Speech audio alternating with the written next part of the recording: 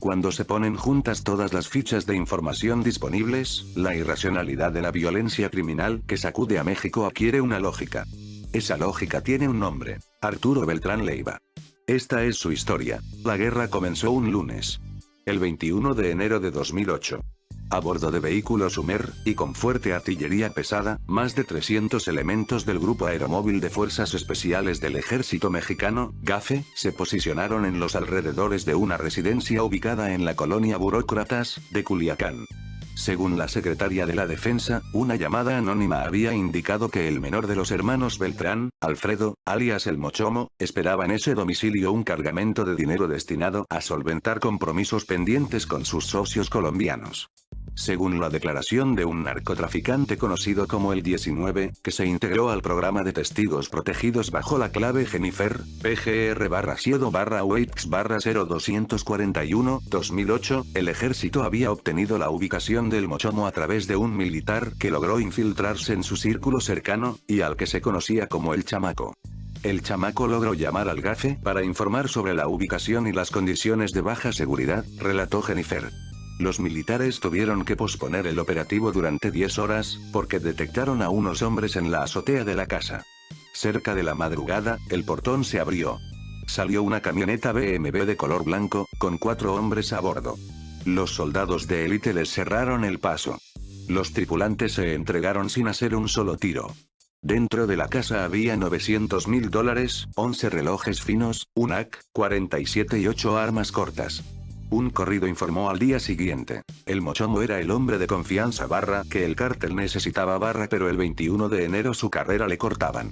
La noticia de la detención de Alfredo Beltrán Leiva, uno de los cabecillas del cártel del Sinaloa, dirigido por Joaquín El Chapo Guzmán e Ismael El Mayo Zambada, fue presentada como el golpe más importante realizado hasta entonces por el gobierno en la guerra contra el narco que Felipe Calderón había decretado. En la Procuraduría General de la República, y concretamente en la Subprocuraduría General de Investigación Especializada en Delincuencia Organizada, SIEDO, provocó un terremoto. La célula dirigida por los hermanos Héctor, Alfredo y Arturo Beltrán Leiva había vulnerado las estructuras más altas de esa institución, a través de pagos mensuales de entre $150 y $450,000, según demostró luego la llamada Operación Limpieza. Funcionarios del mayor nivel de la SIEDO realizaban detenciones, cateos y filtraciones, en beneficio del cártel. Aquel día varios servidores públicos se paseaban nerviosos. Habían recibido informes de que el Mochomo iba a ser detenido, pero en la SIEDO nada podían hacer para evitarlo.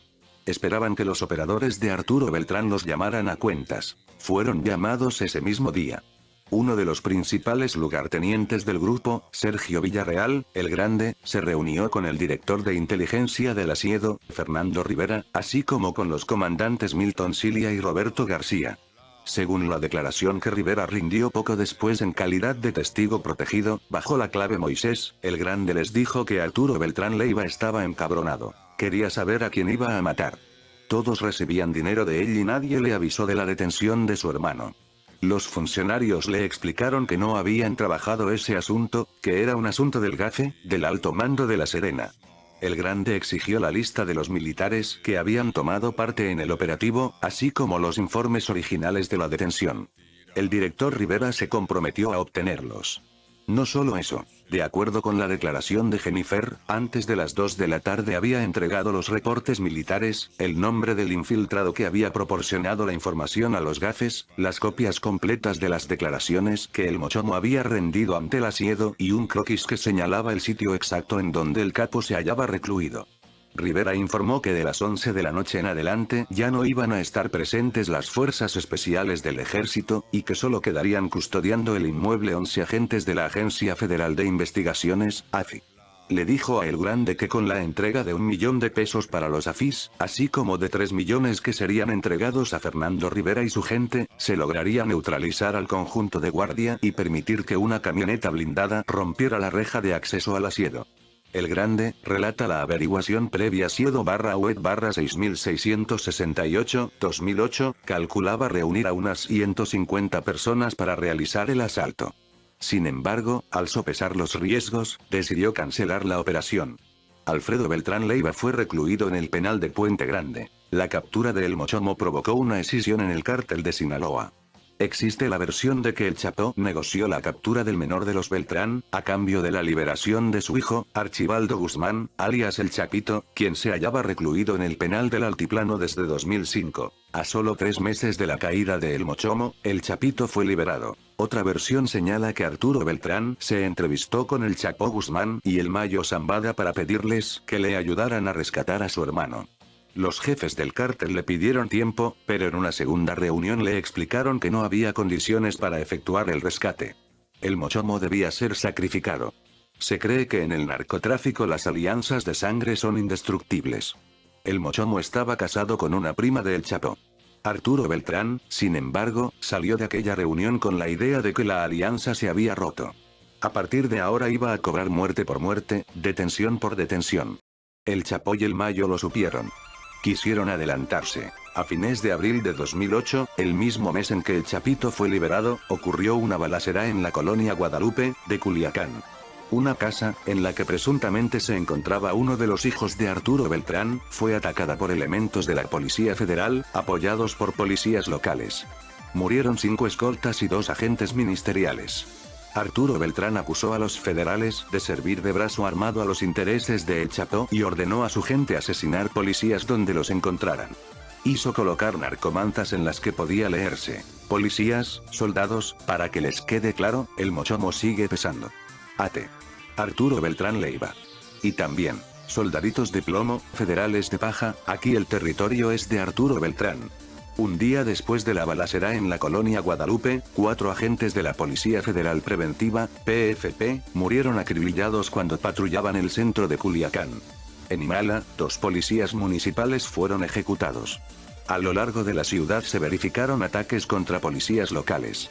La PFP concentró 800 agentes en la plaza de Sinaloa. De ese modo terminó abril, el mes en que se soltaron los demonios, y comenzó el enfrentamiento que a lo largo de 2008 dejó en la entidad un saldo de 1.156 ejecuciones. La infiltración. El 7 de mayo de 2008 un retén de la Policía Federal fue instalado en el kilómetro 95 de la Autopista del Sol.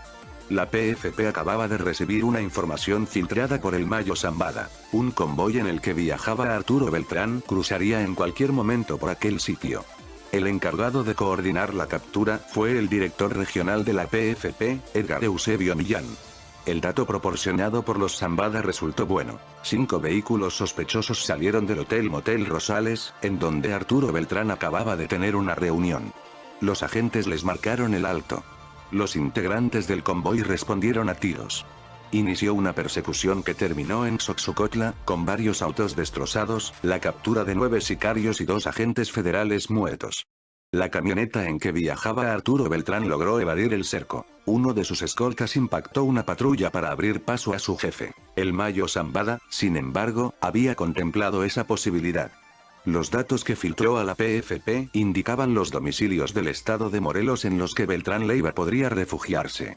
El inspector de operaciones Edgar Enrique Vallardo, el funcionario que había recibido la filtración, y operaba como contacto de El Mayo al interior de la PFP, se comunicó con el jefe antidrogas de la corporación, Gerardo Garay, y le dijo: tenemos ubicados varios domicilios aquí en Morelos.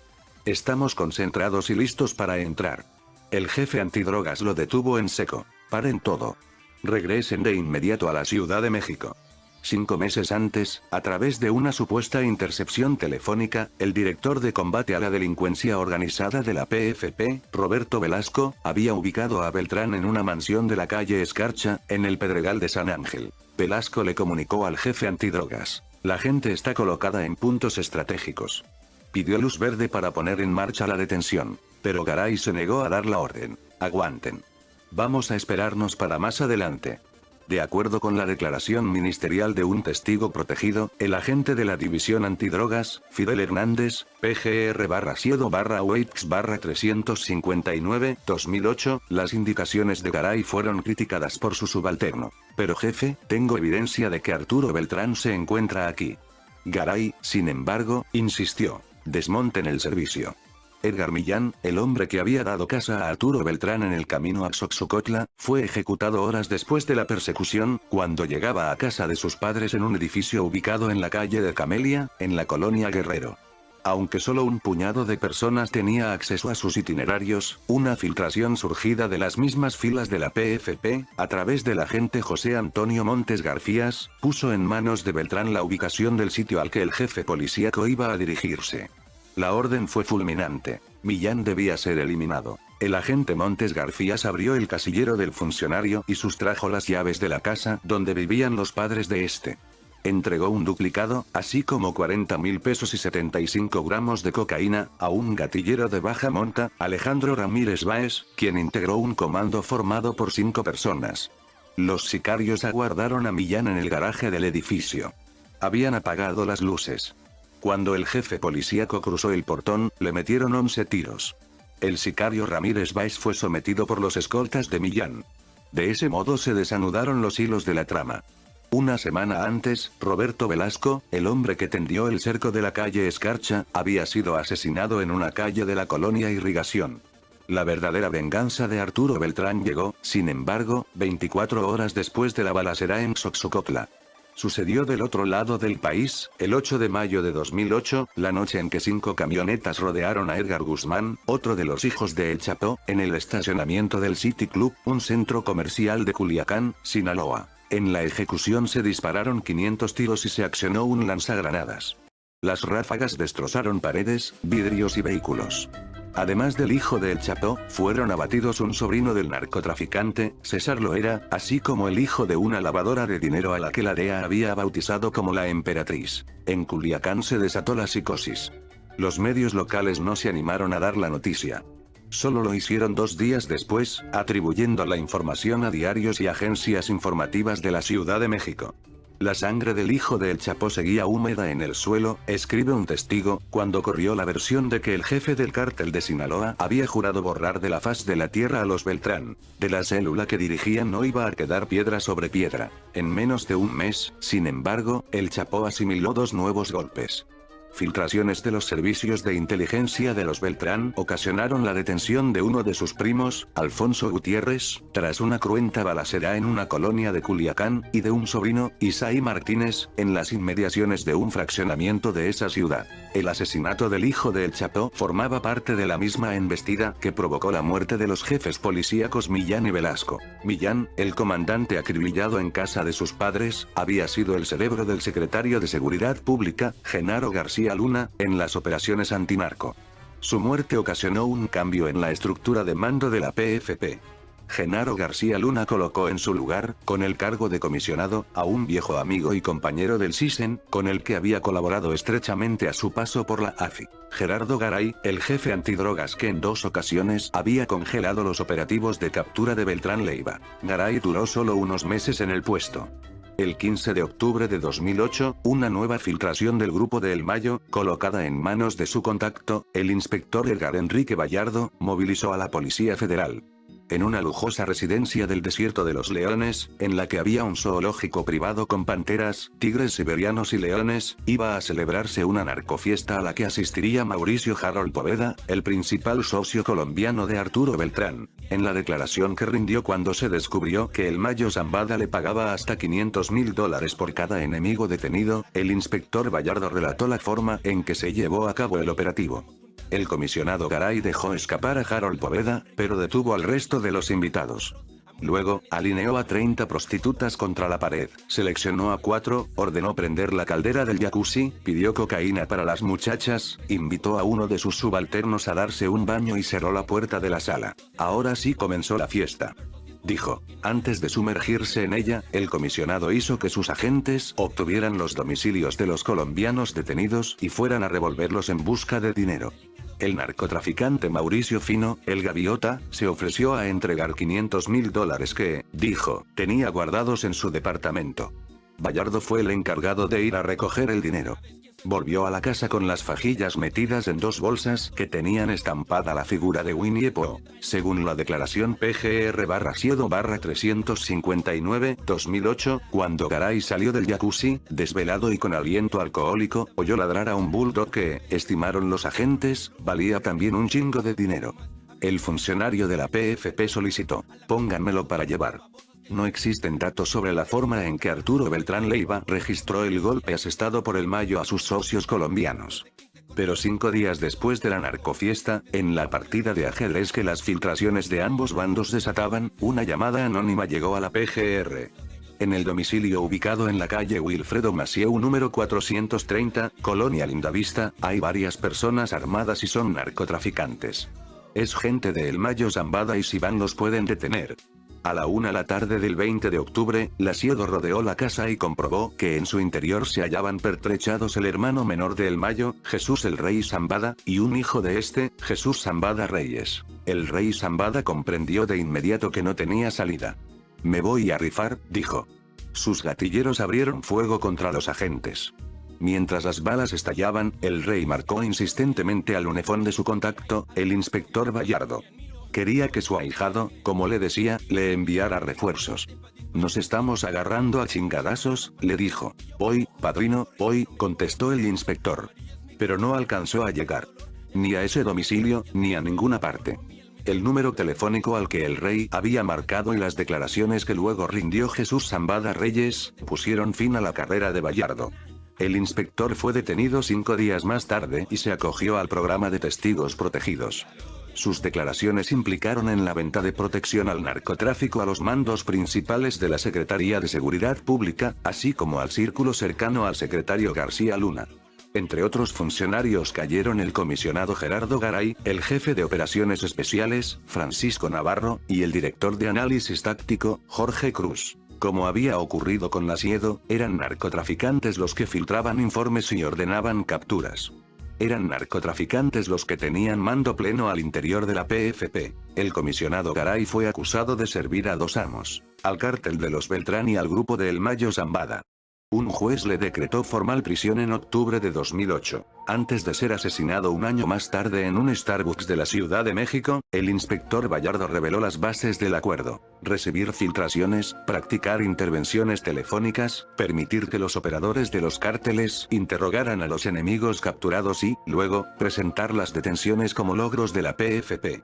El megacártel. En 1997, el ex chofer del general José Gutiérrez Rebollo, Juan Galván Lara, mencionó por primera vez en un expediente a los hermanos Beltrán Leiva, PGR/UEDO/226-97.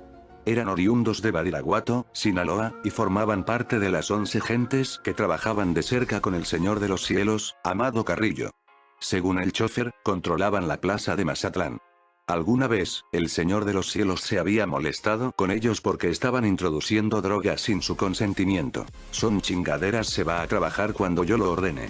A la muerte de Amado Carrillo, un reporte de la DEA señaló que el cártel de Juárez se había reacomodado alrededor de Vicente Carrillo Fuentes, el Viceroy, Ismael Zambada García, el Mayo, Juan José Esparragosa Moreno, el Azul, y Marcos Arturo Beltrán Leiva, el Barbas. Arturo Beltrán era primo lejano de El Chapo, según el testigo protegido clave Julio. Fue Beltrán quien introdujo a su pariente en el negocio de la cocaína. En 1993, cuando el Chapo fue recluido en Almoloya, y más tarde enviado a Puente Grande, los Beltrán quedaron a cargo de su estructura. Le enviaban dinero al penal para que pudiera pasar la reclusión con lujo, comida, mariachis, prostitutas, y lo apoyaron financieramente en los costosos preparativos de su fuga. Tras la fuga de Puente Grande, en 2001, el Chapo organizó una cumbre de narcotraficantes en Cuernavaca. Asistieron unos 25 jefes. El Chapo tenía los mejores contactos. Relaciones que le aseguraban no ser molestado. Ante los 25 jefes trazó el futuro: unir a Ismael El Mayo Zambada, Ignacio Coronel, Juan José Esparragosa Moreno, Vicente Carrillo Fuentes y Arturo Beltrán Leiva en una federación que controlara las plazas del país, le arrebatara Nuevo León y Tamaulipas al cártel del Golfo, y golpeara a los hermanos Arellano Félix, sus enemigos históricos, hasta despojarlos de Tijuana. Una versión indica que fue el propio Chapo quien filtró la información que permitió la captura de Benjamín Arellano Félix. Al frente de la guerra que la Federación iba a desatar en Nuevo León quedó Arturo Beltrán Leiva. Durante el tiempo que el Chapo permaneció en prisión, los Beltrán habían logrado conformar una de las células más sólidas del cártel. No solo conocían a fondo la operación del grupo, habían sido su corazón. A pesar de que alguna vez el testigo Julio consideró a Arturo Beltrán como un hombre ostentoso, el Barbas había mantenido un perfil discreto. Faltaba tiempo para que su nombre abandonara las fojas de los expedientes y se instalara en las primeras planas de los diarios. El alfil de Arturo Beltrán en la batalla por Nuevo León y Tamaulipas fue un pistolero texano que se había fogueado en la frontera neolonesa. Edgar Valdés Villarreal, la Barbie, uno de los peores asesinos en la historia reciente del crimen organizado. Beltrán y la Barbie armaron un grupo de sicarios conocido como los Pelones y los enviaron a disputar la plaza. Quedaba claro que iba a tratarse de una carnicería. El círculo de seguridad del líder del Golfo, Osiel Cárdenas Guillén, estaba formado por ex militares de élite y otros desertores del ejército. Los violentos Zetas. Para abrir camino a la incursión de los Pelones, Beltrán y la Barbie reclutaron policías y agentes ministeriales destacados en la entidad. Un comisionado de la PFP, José Luis Figueroa, reveló que ambos narcotraficantes le habían ofrecido al director del centro de mando de la AFI, Domingo González Díaz, $4 millones. El trato: capturar a Osiel Cárdenas Guillén y cambiar al comandante de la AFI por una persona que ellos le señalarían. Un subalterno de González Díaz, Francisco Garza Palacios, recibió $1 millón a cambio de brindar protección oficial a las actividades del grupo. Los operadores de El Chapo se asociaron también con el empresario Jaime Valdés, antiguo agente policíaco, a quien contrataron como reclutador. La relación con Valdés terminó mal. Arturo Beltrán lo acusó de haber robado 450 kilos de coca y ordenó su ejecución. Valdés fue emboscado. Recibió 10 disparos de AK-47. Aunque logró salvar la vida, quedó parapléjico. Al mismo tiempo, comenzó el combate en las calles.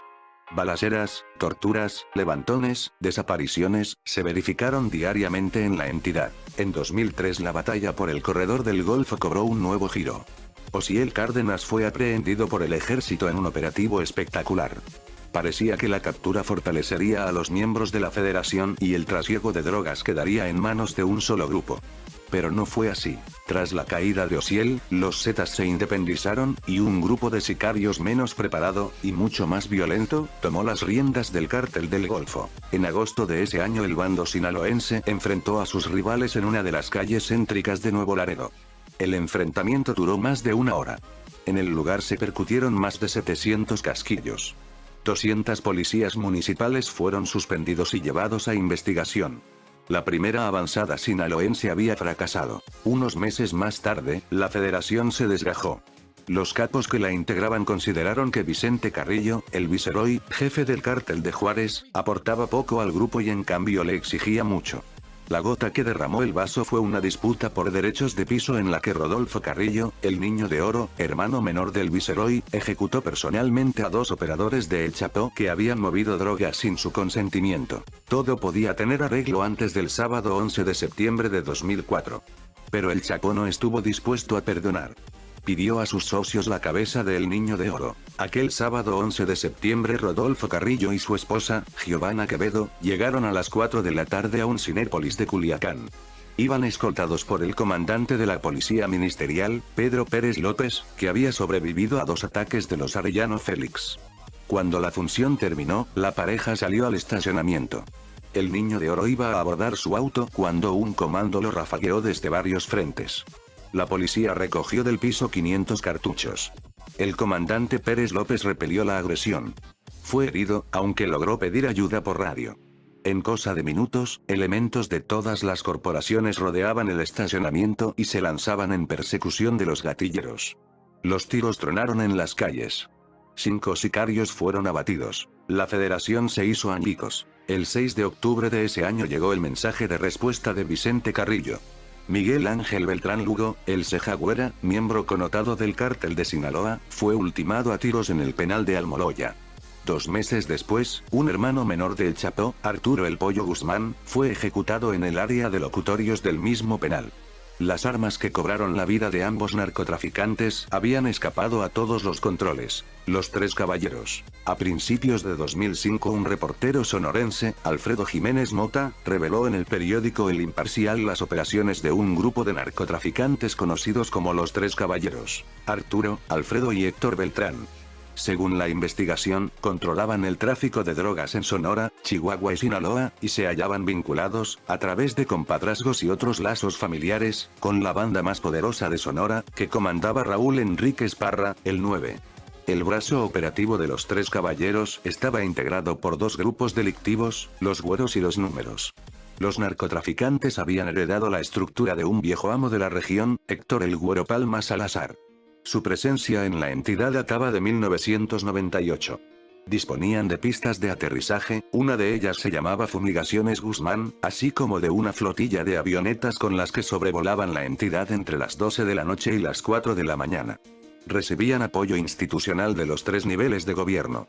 La información del reportero Jiménez Mota procedía de un documento clasificado por la Secretaría de Gobernación que llevaba por título, Los Tres Caballeros. Narcotráfico. El documento señalaba que los Beltrán visitaban por separado la entidad, se alojaban en propiedades a nombre de terceras personas y eran protegidos en sus traslados por un excomandante de la Policía Municipal de Cajeme, Carlos Sánchez, quien pertenecía al primer círculo del director general de la Policía Judicial del Estado, Roberto Tapia Chan. Los cargamentos de los Beltrán eran escoltados por patrullas de la judicial a lo largo de brechas y terracerías.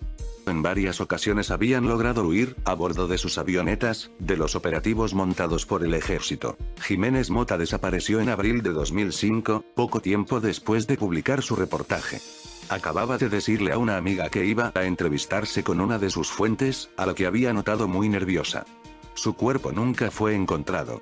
Sus superiores sabían que preparaba una serie de trabajos que involucraban a gente cercana al gobernador Eduardo Bours en la venta de protección a los Beltrán. A la desaparición del reportero le siguió la muerte del narcotraficante Raúl Enríquez Parra, el 9.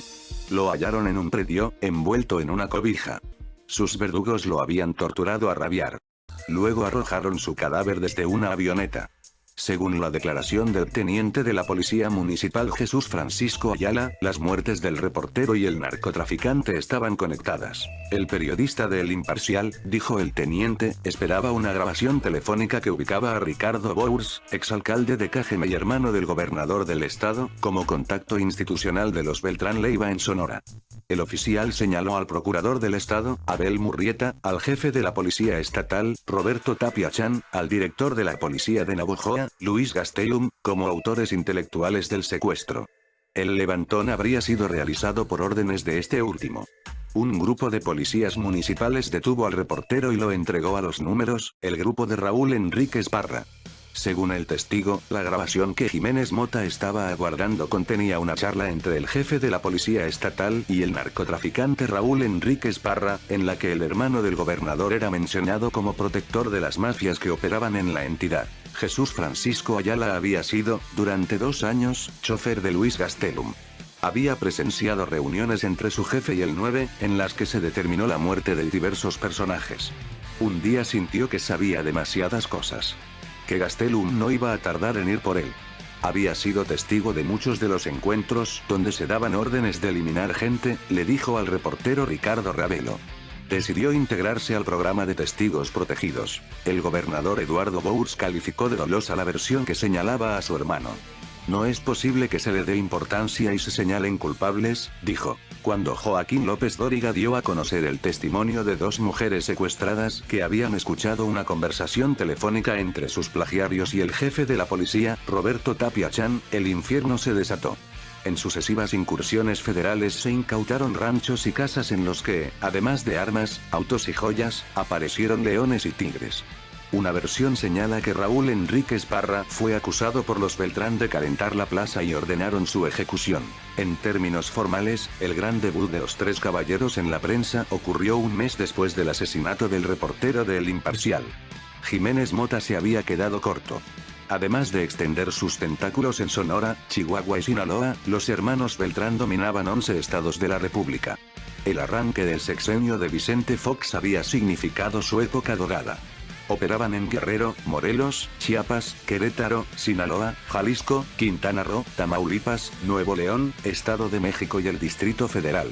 Su poder tocaba incluso la Casa número 1 de México. Habían logrado extender su poder a Los Pinos, a través de un oscuro personaje que coordinaba las giras presidenciales. Nahum Acosta Lugo. El contacto en Los Pinos. En febrero de 2005 la DEA registró una conversación telefónica entre Nahum Acosta y Arturo Beltrán Leiva.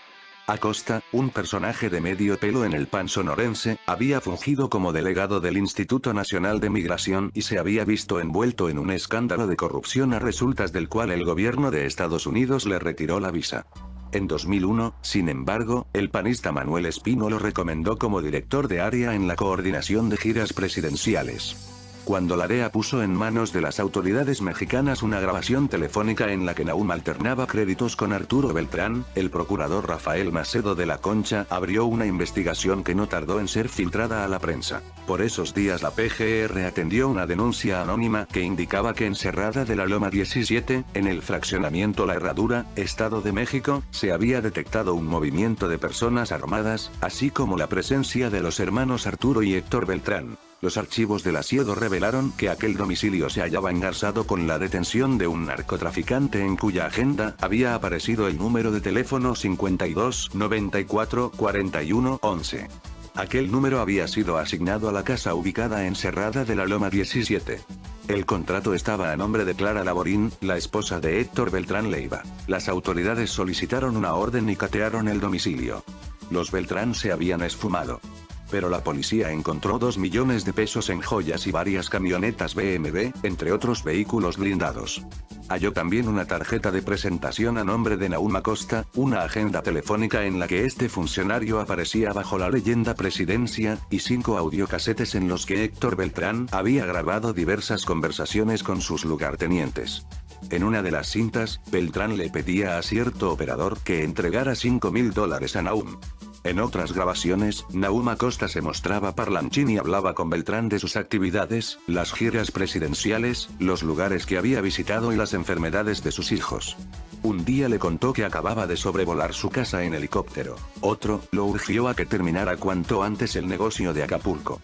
El guardia de seguridad que cuidaba el fraccionamiento relató que los habitantes de la casa parecían muy ricos, que continuamente había entradas y salidas de hombres armados, y que hacía poco había ido de visita a alguien de la Presidencia de la República, de apellido Nahum, quien se había presentado como del Estado Mayor Presidencial.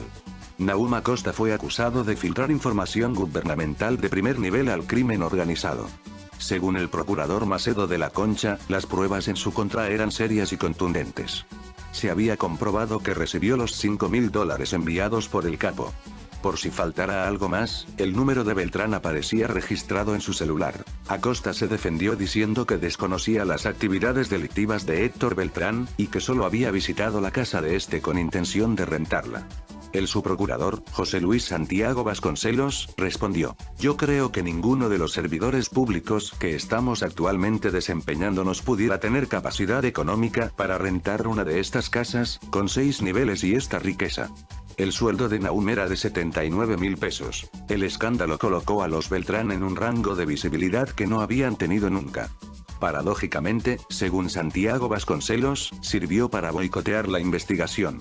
A pesar de las pruebas serias y contundentes del procurador Macedo, un juez liberó 60 días después a Acosta por falta de elementos para procesar. Tiempo después, el PRD lo lanzaría como candidato a la alcaldía de Agua Prieta. Según el presidente de ese partido, Jesús Ortega, Nahum Acosta era inocente. "Esa es la verdad legal", dijo. El narcovideo. En 2005 el brazo operativo del cártel de Sinaloa, los hermanos Beltrán Leiva, tenía frentes de batalla abiertos en todo el país.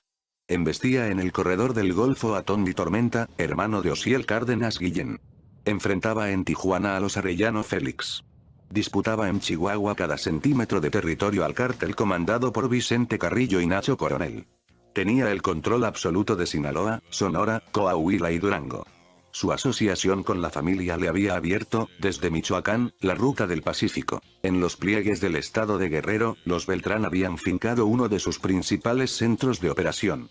A cambio de $1 millón, compraron los favores del subdirector operativo de la Policía Ministerial, Julio López Soto. Trabajaban sin problemas, señaló el chofer de este jefe policíaco.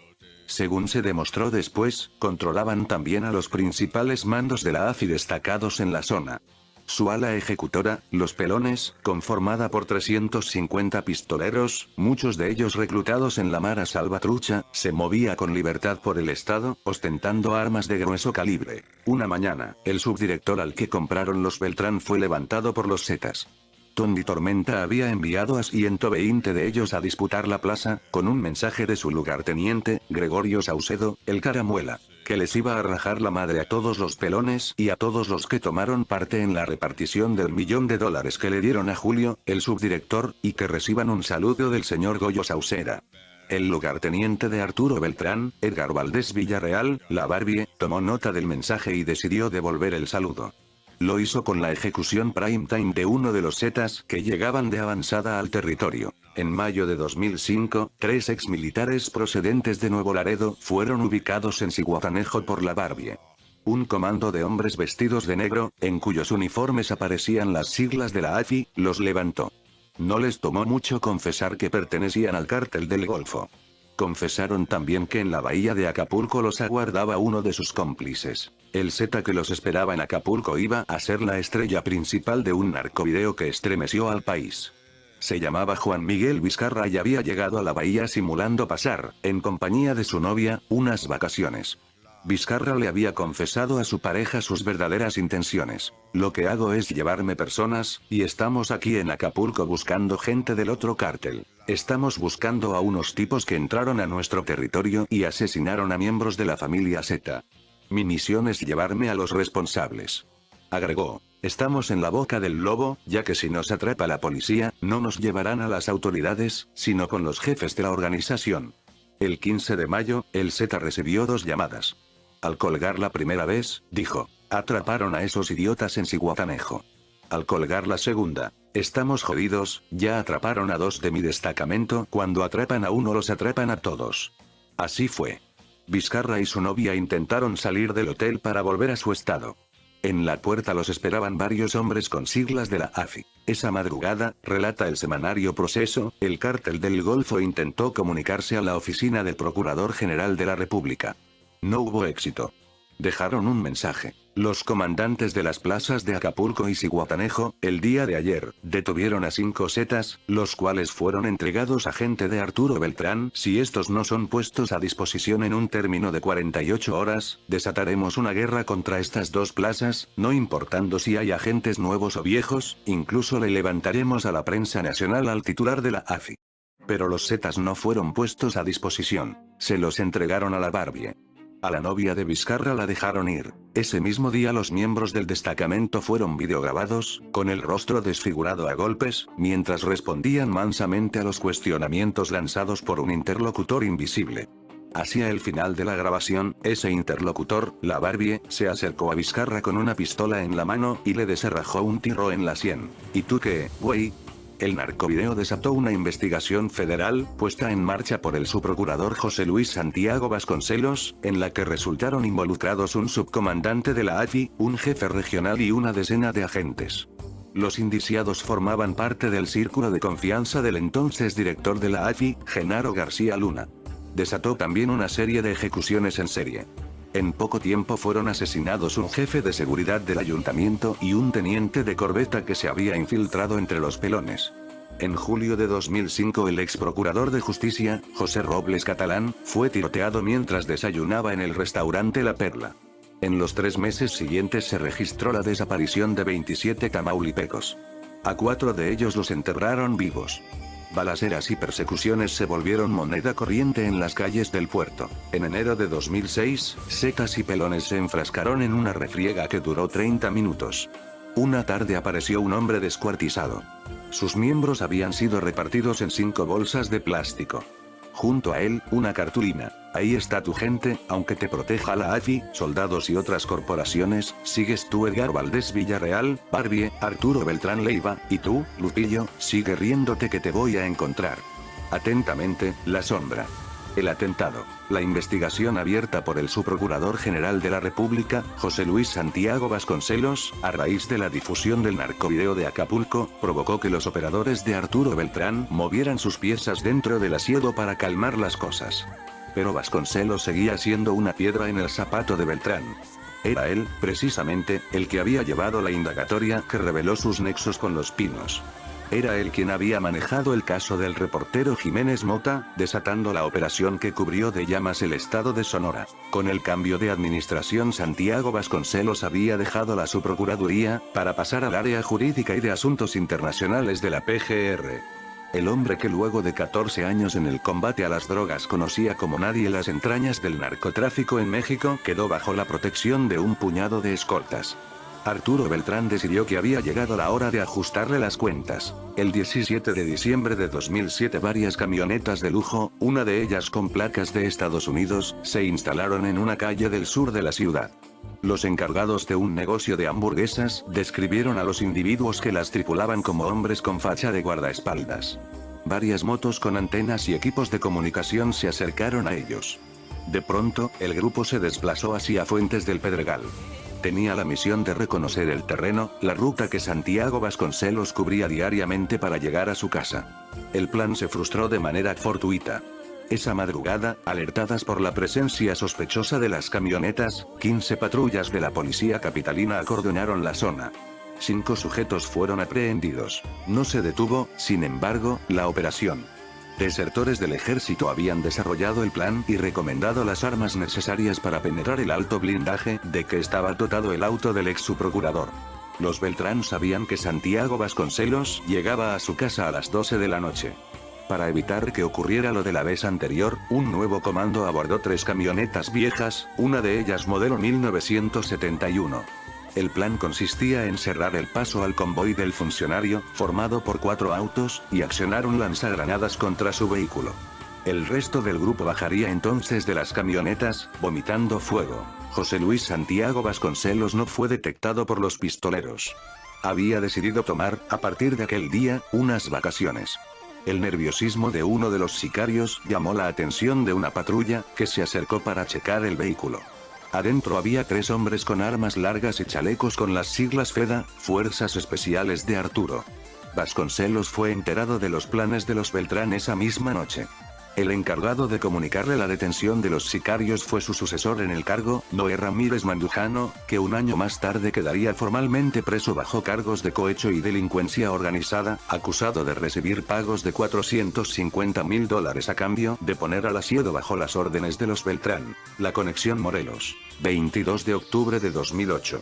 A las puertas de la Procuraduría de Justicia del Estado de Morelos, 3 vehículos aguardan la salida del subprocurador, Andrés Dimitriades Juárez. La orden es ejecutarlo. Dentro de las unidades hay 12 hombres, cada uno con un arma larga.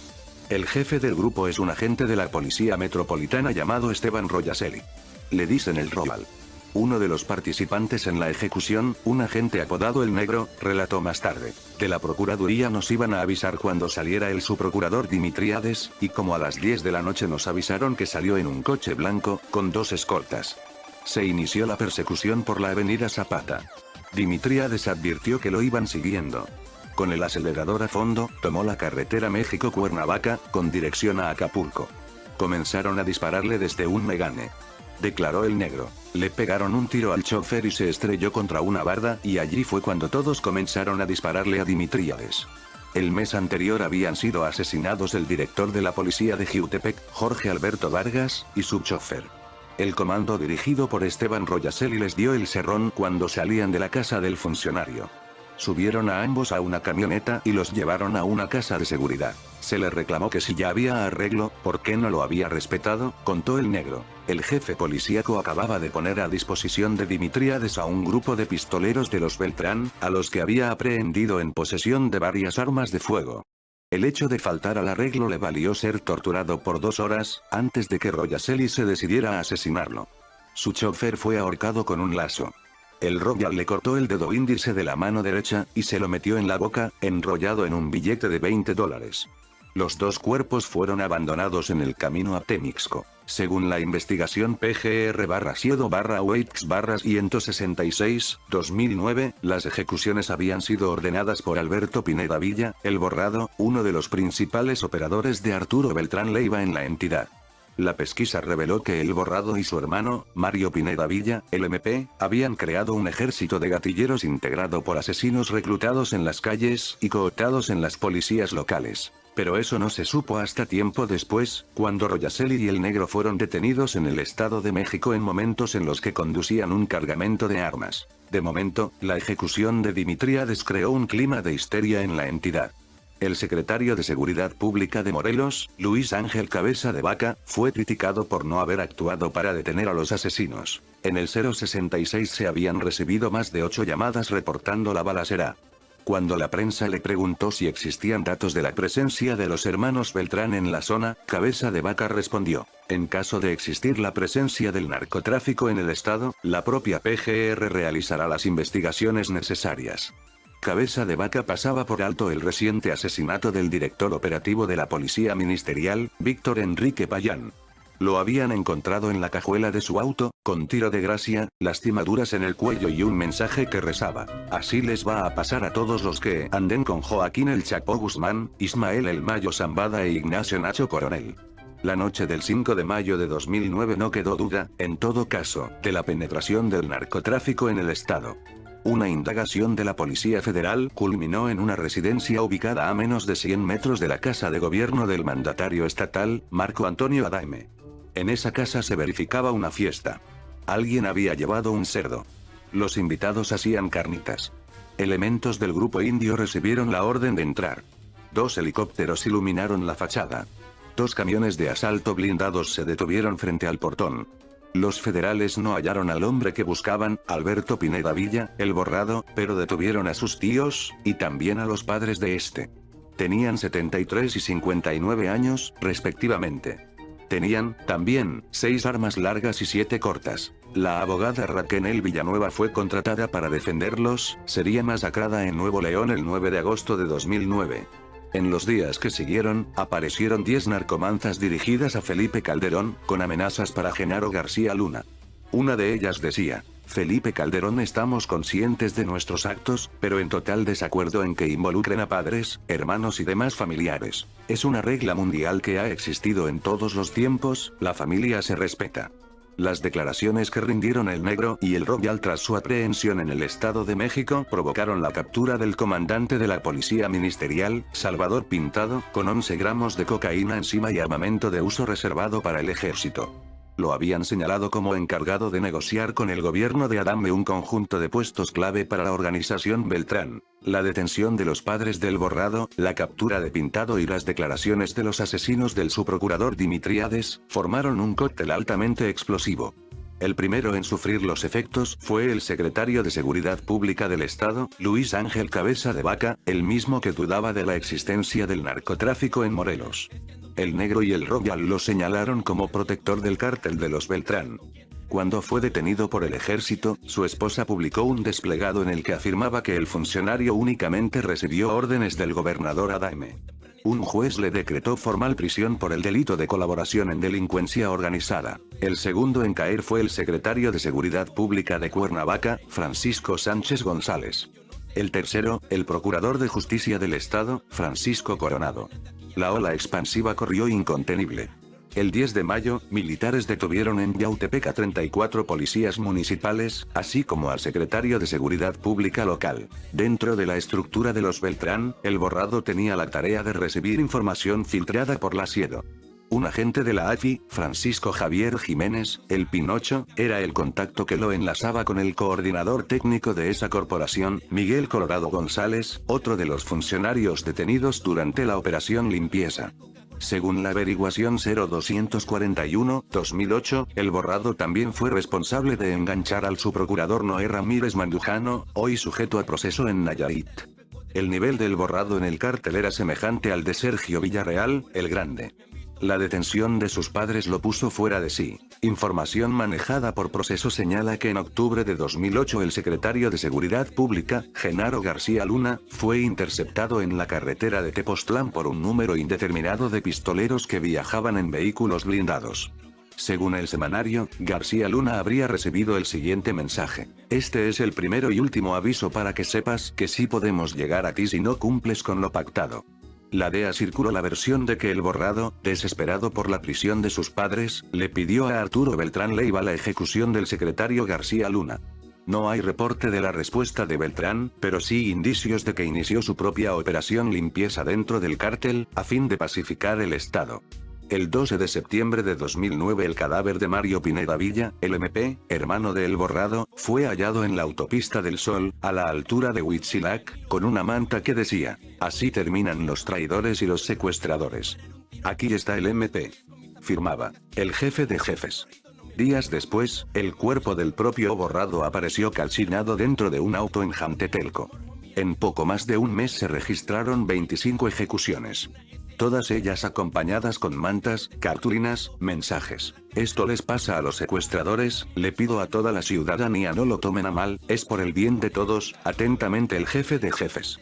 Junto a 2 cuerpos torturados se encontró en Moyotepec este narcomensaje. Comando: Rafael Deita López, alias Lágrimas, robo a mano armada, Maximino López por robo a casa habitación y robo de cobre de Luz y Fuerza y Telmex. Tú sabes que esta plaza siempre ha sido mía, nos equivocamos al poner un par de traidores y cobardes como el MP y El Borrado de los cuales tú aprendiste las mañas, no seas cobarde, mi gente y yo estamos listos para pelear con quien sea, no me importa que te apoye el Chapo, Mago, Nacho Coronel, Lobo Valencia y los michoacanos, no vamos a permitir secuestros ni extorsiones, deja de amenazar familias.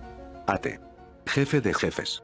Ese fue el mes en que Héctor el Negro Saldaña y 3 acompañantes fueron hallados en una camioneta en la delegación Miguel Hidalgo, al poniente de la Ciudad de México, con un mensaje firmado por el jefe de jefes. Por secuestradores. Yo 38-15. Yo 38-15. Entonces la luz fue quitada a los impíos. Ese fue el mes en el que el alcalde de San Pedro Garza, Nuevo León, que medio año atrás había sido grabado al momento de afirmar que había llegado a un acuerdo con los Beltrán Leiva para detener los secuestros en el municipio, anunció la muerte de El Negro Saldaña, 4 horas antes de que la policía se enterara. Saldaña era un narcotraficante ligado a los Beltrán. Tras la detención de un operador de estos, logró apoderarse de la plaza de San Pedro y comenzó el secuestro de familiares de la cúpula empresarial de Monterrey. Exigía rescates de hasta 5 millones de pesos y llegó a realizar hasta 3 secuestros por semana. El alcalde de San Pedro, Mauricio Fernández, fue grabado en una reunión de empresarios ante los que confesó que eran los Beltrán, y no la policía, los que habían evitado que San Pedro Garza se deteriorara. Sus familias vivían ahí, antes que traficar con drogas les interesa la seguridad de estas. O sea, o montamos todo este aparato de seguridad, que ellos tampoco están en contra porque es para sus propias familias también, no sé cómo decirte, o sea, lo que yo voy a tratar de hacer, hasta ahora me estoy dando cuenta de que no está tan complicado como yo imaginé, porque los propios Beltrán Leiva están de acuerdo, está más arreglado de lo que te puedas imaginar, si entramos rápido. La nueva estrategia de Arturo Beltrán consistía en pacificar los territorios donde operaba a cambio de que las autoridades lo dejaran traficar. Algunos analistas creyeron advertir que el Barbas dirigía toda clase de guiños al gobierno federal. Desde su ruptura con el Chapo había vuelto a aliarse con Vicente Carrillo, pactó con Heriberto Lascano, entabló relaciones con los sucesores de los Arellano Félix. No solo controlaba la frontera norte, sino también el corredor del Pacífico. Según Jorge Fernández Menéndez, mientras el Chapo tenía los mejores contactos y la capacidad de operación para traer droga a México, Beltrán tomaba la frontera y una buena parte del litoral. El enfrentamiento entre ambos capos explicaba la violencia en que el país había vivido sumergido. No era una lucha, dice Fernández Menéndez, por el control del territorio, sino por la supervivencia de sus cárteles. En los peores días de la refriega con su antiguo aliado, Beltrán había hecho colocar esta narcomanta. Con todo respeto a su investidura, señor presidente, le pedimos que abra los ojos y se dé cuenta de la clase de personas que tiene en la PFP. Nosotros sabemos que usted no tiene conocimiento de los arreglos que tiene Genaro García Luna desde el sexenio de Fox con el cártel de Sinaloa que protege al Mayo Zambada, a los Valencia, Nacho Coronel y Chapo Guzmán. Pedimos que pongan a personas que combatan al narco de forma neutral y no incline la balanza a un solo lado. Sabía que estaba en marcha la cacería que terminó en la Torre Elbus del fraccionamiento Altitude, el 16 de diciembre de 2009, la batalla de Cuernavaca. Esta es la leyenda que ha quedado impresa en periódicos, revistas y declaraciones ministeriales. El sábado 5 de diciembre Arturo Beltrán Leiva fue padrino de un bautizo en Puebla. Permaneció en la entidad hasta el jueves 10, día en que decidió volver a Morelos. Su convoy era tan aparatoso que llamó la atención de la policía ministerial. Vino el tiroteo. La gente que caminaba por Avenida Hidalgo y el Boulevard Forjadores se tiró al piso. 2 judiciales quedaron heridos y un municipal murió. Beltrán tuvo que dejar atrás a 5 de sus gatilleros y también 11 vehículos. Huyó en helicóptero desde el Hotel Villa Florida. Según el director operativo de la DEA, Antoni Plácido, iba herido. El contraalmirante José Luis Vergara, vocero de la Secretaría de Marina, dijo que no. La noche siguiente reapareció en una posada en el fraccionamiento Los Limoneros, a las afueras de Tepoztlán. El lugarteniente Manuel Briones, exagente de la Policía Metropolitana que se integró al cártel como sucesor del Borrado, se encargó de su seguridad. De Briones dependía el ejército de halcones que realizaba en el estado labores de vigilancia. A él se le achaca el asesinato de 40 de los miembros incómodos de la organización delictiva. Los sicarios que Beltrán había dejado atrás en Puebla fueron llevados en avión a las instalaciones del Asiedo para ser interrogados. Una versión señala que el capo sinaloense había sido detectado por la DEA desde que visitó a un cirujano plástico en el Hospital Ángeles de Puebla. El cruce de datos provocó que en una reunión del Gabinete de Seguridad se decidiera entregar la información al almirante José Luis Figueroa. Desde la presidencia se ordenó que el operativo corriera a cargo de la Secretaría de Marina. Alrededor de las 2 de la mañana, cuando la música alcanzaba su mayor intensidad, la operación comenzó. Los marinos irrumpieron en el fraccionamiento. Vecinos reportan que la balacera duró 2 horas. Beltrán volvió a dejar a sus sicarios atrás. Huyó en un vehículo Toyota, posiblemente en compañía de la Barbie. Briones, el encargado de su seguridad, bajó por una barranca y se escondió en la maleza un día entero. Municipales de Cuernavaca y agentes del Asiedo aparecieron en el fraccionamiento cuando el tiroteo era más tupido, pero se retiraron sin tomar parte en la operación. La Armada aseguró a 40 personas, 11 de las cuales eran sicarios. El resto, músicos y sexoservidoras. En la casa fueron hallados $280,000, 20 armas, 1.700 municiones. Hubo 3 muertos, entre ellos, una vecina del fraccionamiento. El vehículo en el que supuestamente habían escapado los capos fue hallado en Cuernavaca. Tenía huellas de sangre en la manija de la puerta izquierda y en el asiento delantero. Una versión señala que Beltrán volvió a ser detectado por la DEA tras recibir atención médica en un nosocomio de la capital morelense. Había dejado como domicilio el departamento que ocupaba en el condominio Altitude. El 16 de diciembre los miembros del Gabinete de Seguridad fueron informados con solo 20 minutos de anticipación de que la Armada iba a iniciar en Cuernavaca el operativo de captura de Arturo Beltrán Leiva. Se pidió al responsable de la 24 Zona Militar, el general Leopoldo Díaz, que cubriera el perímetro. De acuerdo con documentos consultados por el reportero Ricardo Ravelo, un cocinero declaró que Beltrán Leiva iba a comer, aquel día, precisamente con el general Leopoldo Díaz.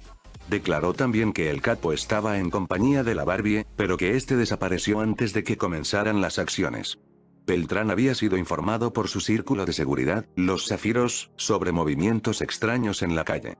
De acuerdo con el vocero de la Secretaría de Marina, supo que iban por él desde la 1 de la tarde, 4 horas antes de que iniciaran los disparos, cuando un helicóptero sobrevoló el conjunto Altitude. Él ya sabía. Cuando escuchó el ruido del helicóptero se percató de eso, entonces se fue a su lugar y se preparó para hacer frente. Él sabía que tarde o temprano iban a llegar por él. A las 9 de la noche, con 6 pistoleros, Beltrán inició la defensa. Estuvo participando en el tiroteo en contra de nosotros, creo que eso habla de que no estaba herido, explicó el vocero. Según la Marina, desde el mediodía y hasta las 5 de la tarde, los integrantes de las fuerzas especiales desalojaron a los habitantes de las 12 torres que forman el conjunto Altitude. Más de 100 efectivos se desplegaron en el lugar. Se dio la orden de ataque. Desde vehículos artillados los marinos accionaron ametralladoras 7.62. Beltrán y sus hombres respondieron desde las ventanas del departamento 201 con granadas y ráfagas de AK-47. 2 sicarios que se hallaban en la planta baja abrieron fuego contra los miembros de la Armada. Fueron abatidos de inmediato. Otros 3 resistieron el asedio durante 4 horas. Un marino fue alcanzado por una granada de fragmentación en las escaleras de emergencia. Se decidió detener la incursión, hasta que el parque de Beltrán se agotara.